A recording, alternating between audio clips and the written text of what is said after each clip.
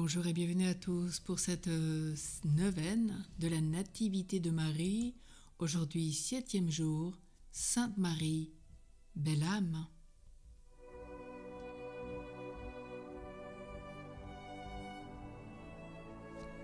Au nom du Père et du Fils et du Saint-Esprit. Amen.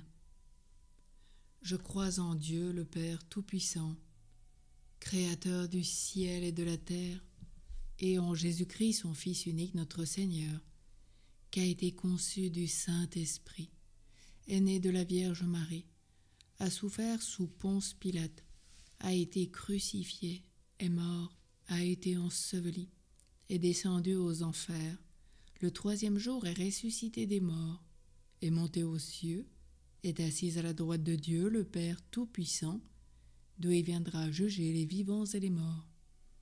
Je crois en l'Esprit Saint, à la Sainte Église catholique, à la communion des saints, à la rémission des péchés, à la résurrection de la chair, à la vie éternelle. Amen.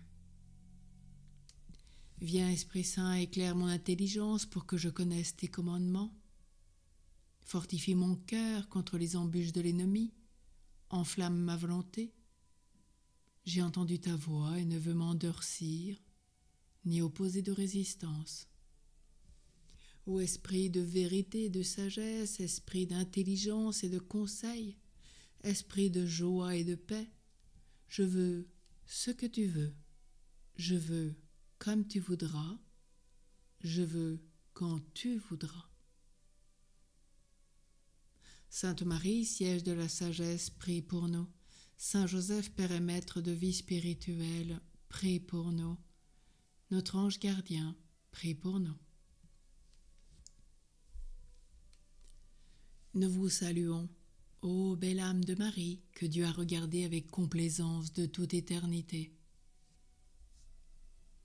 Or la Vierge du Seigneur, en avançant en âge, profitait en vertu, et suivant l'expression du psalmiste, son père et sa mère l'avaient délaissée, mais le Seigneur prit soin d'elle. Car tous les jours elle était fréquentée par les anges, tous les jours elle jouissait de la vision divine qui la préservait de tous les maux et qui la comblait de tous les biens. C'est pourquoi elle parvint à l'âge de 14 ans sans que non seulement les méchants pussent rien découvrir de répréhensible en elle, mais tous les bons qui la connaissaient trouvaient sa vie et sa manière d'agir dignes d'admiration. Alors le grand prêtre annonçait publiquement que les vierges que l'on élevait soigneusement dans le temple et qui avaient cet âge accompli s'en retournent chez elles pour se marier selon la coutume de la nation et la maturité de l'âge. Les autres ayant obéi à cet ordre avec empressement, la Vierge du Seigneur Marie fut la seule qui répondit qu'elle ne pouvait agir ainsi, et elle dit que non seulement ses parents l'avaient engagée au service du Seigneur, mais encore qu'elle avait voué au Seigneur sa virginité, qu'elle ne voulait jamais violer en habitant avec un homme. Le grand prêtre fut dans une grande incertitude, car il ne pensait pas qu'il fallût enfin enfreindre son vœu. Ce qui serait contre l'Écriture qui dit « vouez et rendez », ni qu'il fallût se hasarder à introduire une coutume inusitée chez la nation. Il ordonna que tous les principaux de Jérusalem et des lieux voisins se trouvèrent à la solennité qui approchait, afin qu'ils puissent savoir par le conseil ce qu'ils avaient à faire dans une chose si douteuse. Ce qui ayant été fait, l'avis de tous fut qu'il fallait consulter le Seigneur sur cela.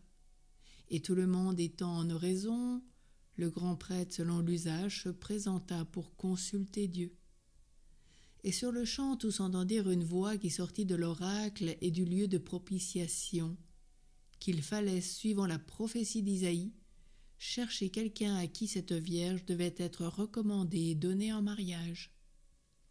Car on sait qu'Isaïe dit « Il sortira une Vierge de la racine de Jessé, et de cette racine il s'élèvera une fleur sur laquelle se reposera l'Esprit du Seigneur, l'Esprit de sagesse et d'intelligence, l'Esprit de conseil et de force, l'Esprit de science et de piété.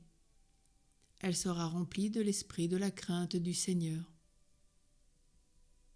Le grand prêtre ordonna donc, d'après cette prophétie, que tous ceux de la maison et de la famille de David, qui seraient nubiles et non mariés, viennent apporter chacun une baguette sur l'autel, car l'on devait recommander et donner la Vierge en mariage à celui dont la baguette, après avoir été apportée, produirait une fleur, et au sommet de laquelle l'Esprit du Seigneur se reposerait sous la forme d'une colombe.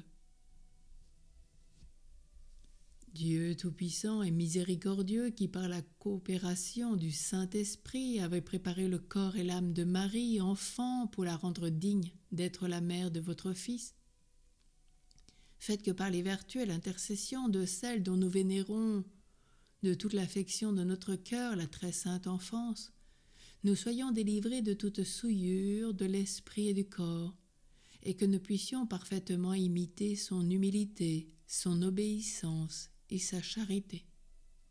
Par Jésus le Christ, notre Seigneur et notre Dieu, qui vit et règne avec vous dans l'unité du Saint-Esprit, maintenant et toujours, dans les siècles des siècles. Amen.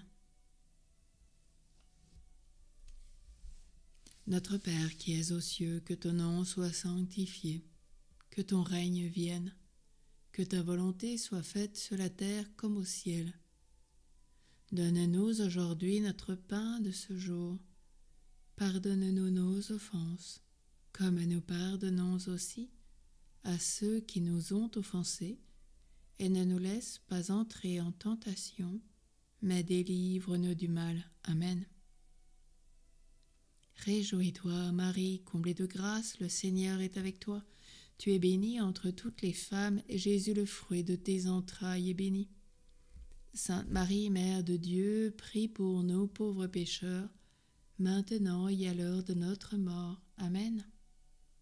Gloire au Père, au Fils et au Saint-Esprit, comme il était au commencement, maintenant et toujours, dans les siècles des siècles. Amen. Vierge Marie, Mère de Jésus, Dieu t'a choisie et bénie entre toutes les femmes. Tu es sans tache. Ton cœur est maternel et plein d'amour et de miséricorde. Tu connais nos peines, nos souffrances, comme nos intentions ou celles que nous ont confiées nos proches. Mais tu nous dis, priez à mes intentions, et moi je prierai pour les vôtres. Ainsi nous venons vers vous face aux douleurs que toi et ton Fils Jésus-Christ, notre Seigneur, avez subies. Nous venons tout simplement vers toi pour obtenir la conversion, le salut des pécheurs que nous sommes. Pour cela, affermis notre foi. Aide-nous à devenir humbles et donne-nous l'ardeur de prier chaque jour. Console-nous dans nos épreuves et délivre-nous des embûches du mal. Apprends-nous à connaître Dieu, à l'aimer, à l'honorer, à le servir. Mets en nos cœurs ton cœur. Fais-nous sentir souvent ta présence. Vierge Marie, toi qui es notre mère et notre protectrice, nous te confions nos familles et nous te demandons de présenter nos prières à Dieu notre Père par l'intermédiaire de ton Fils Jésus. Amen. Au nom du Père et du Fils et du Saint-Esprit. Amen.